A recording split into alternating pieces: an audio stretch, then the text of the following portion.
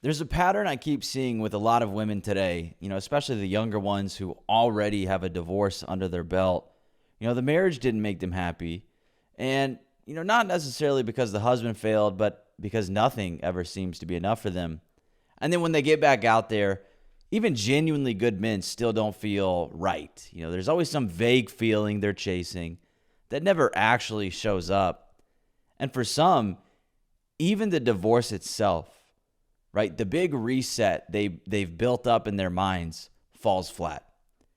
And if you look into the paradox of female happiness, you'll see that since the 70s, their self-reported happiness has fallen off a cliff. In fact, we're now living in a time where men's reported happiness is actually higher than women's. And before the 1970s, that was not the case. So it seems that the more we've progressed as a society, female contentment has regressed. I said I wouldn't talk about my dating life on here, but I feel like I cannot be the only one who feels alone in this. Just went on a first date, and this is no offense to this man, obviously. Perfectly fine, normal, lovely date. It's getting to the point, though, that that's the problem. Like, there's just nothing happening. And I just feel no sparks and no chemistry with people, and I feel bad because I feel like it's just me. I'm going out with really handsome, accomplished, interesting people, and I feel nothing.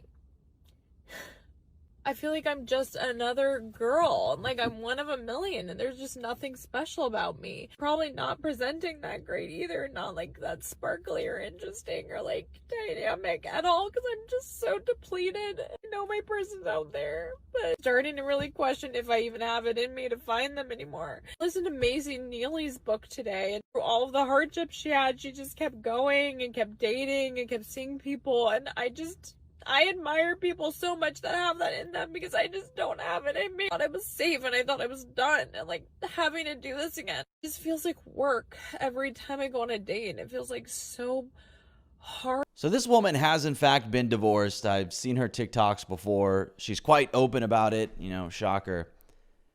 And this story here just corroborates that she has a hard time feeling content, right? Feeling pleased, feeling happy. And specifically as it pertains to men, always feels like something's missing. Oh, it's not enough. Where are the sparks? Where's the connection? Where are the butterflies that I felt for my crush, my first crush when I was 14? So apparently these guys can be handsome, great prospects, well accomplished, normal, not weird. And yet, for this woman who has to put on a lot of makeup just to be willing to appear in public, these guys still aren't good enough.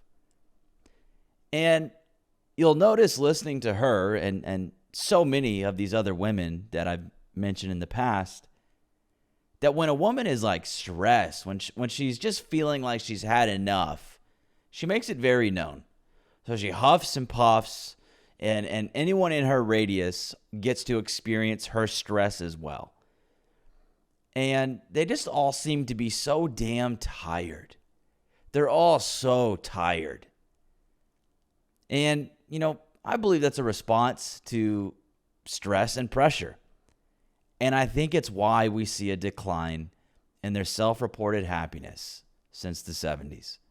They're just not great at handling all of this pressure that comes with modernity.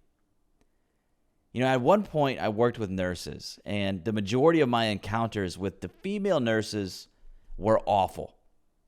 I had no issues with the men, but the women made it a point to, again, huff and puff, throw around attitude, and radiate stress and passive aggression.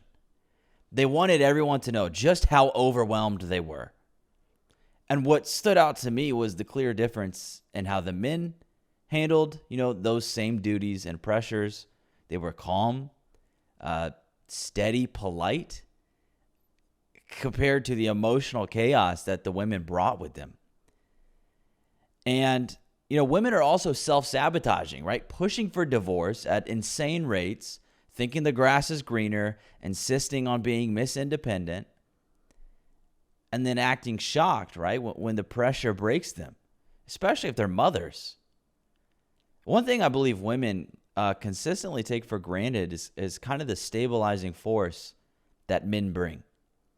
I mean, as long as he's not, some male feminist type, But there's just something naturally grounding about masculine presence. But because that positive aspect of men is never highlighted, instead they're told men are bad, women don't appreciate it. And so they don't recognize it until it's gone. And they also forget it's crucial for children too. And so I say all that because this woman here she seems like she's breaking, like she's spiraling. And I know she's divorced. Again, seen her TikToks before. I know she doesn't have a stable man in her life. And to me, she's breaking down on camera. That's not normal behavior. And for a lot of these women, I mean, we've seen a lot of them do it. And I just think, looking at that study or survey or whatever, talking about the paradox of female happiness, I listen to her and I hear her and it makes sense. It does. And I think about all the new stress and the new pressure these women are facing. It all kind of adds up. And then you start adding up, or you start including how so many of these women, they break off from any man they potentially have. Not all of them, but a lot of them are the ones initiating these divorces. There's a lot of feminist propaganda being preached to them, talking about how men are bad. And as I mentioned, there's never talk about the positive aspects of men. Like, yes, a stabilizing force in your life. And they're not told to even recognize that. And so I think they don't recognize it ever, perhaps until it's gone. And, they start to break like her. I just signed the final decree for my divorce, and after a year and a half of this shit and tens of thousands of dollars later, that had to be the most anticlimactic shit I could have ever expected. It truly comes down to you, a Bic pen, the notary, and some paperwork stapled together. All the fanfare, all the excitement, all of the planning for weddings. It's so easy and fun to get married.